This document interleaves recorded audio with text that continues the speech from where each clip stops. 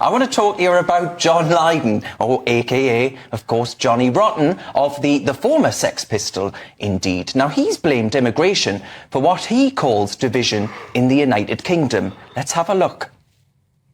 Britain today is so catastrophically disappointing.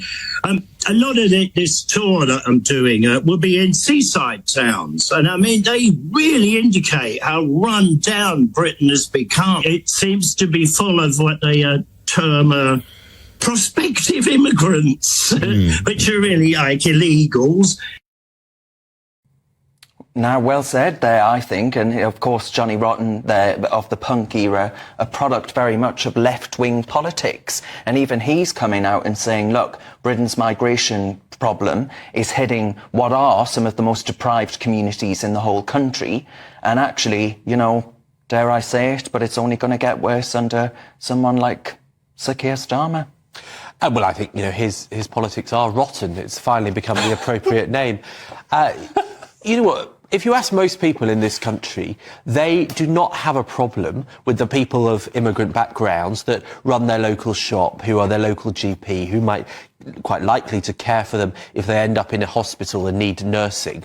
People celebrate that. And I think what he's doing is verging on being racist to try and claim that the culture of these communities has gone. But Benjamin, they probably don't have problems because the guy running their corner shop didn't arrive on a dinghy from Calais. And neither would the people undocumented who live in many mobile and passport men into hanging English around Channel. on beaches getting up to goodness only knows what. They're not doctors. But enough about you, Darren.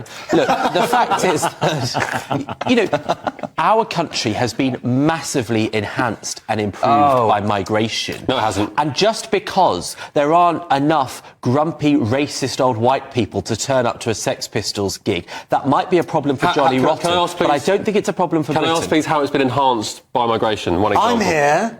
That's how it's been enhanced. Look, I do think the United Kingdom has been enhanced by migration, but what I would say is that the numbers more recently have been too high. Benjamin, I don't know how you can sit here and say you think it is sustainable for 750,000 people to arrive here in net migration figures year on year. Migration benefited Britain when it was at lower numbers so that the communities of people that were coming over here could integrate, like my grandparents did, not a city the size of Liverpool moving to the United Kingdom in 1 year. But hang on, you know, if you were to ask your grandparents, I suspect, as lots of black people of that generation would describe, that they were not welcomed with open arms. They actually faced quite considerable levels of racism. Which was appalling. And so I think it is quite selfish for someone who's a product of that route to pull the ladder up for migrants coming to the country now. We can't talk about past prejudice and then apply it to people coming in. I mean, things have changed. Yeah. You know, the only thing that hasn't changed is Johnny Rotten's politics. He's still punk. He's still going against the grain. You know what I mean? Yeah, and Benjamin, like that. Can I just say, you are a massive hypocrite. Yes. You're saying immigration is great for the country, for the culture, the diversity, and then the next minute you come on this show and you bang on about how awful these people are on the Palestine marches,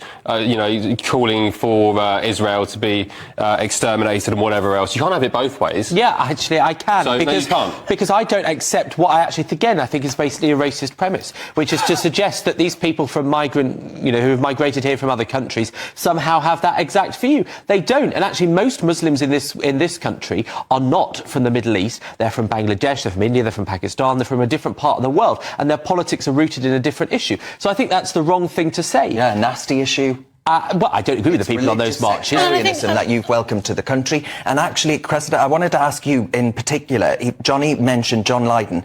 I nearly said Johnny Rotten there, but yeah, it's his name.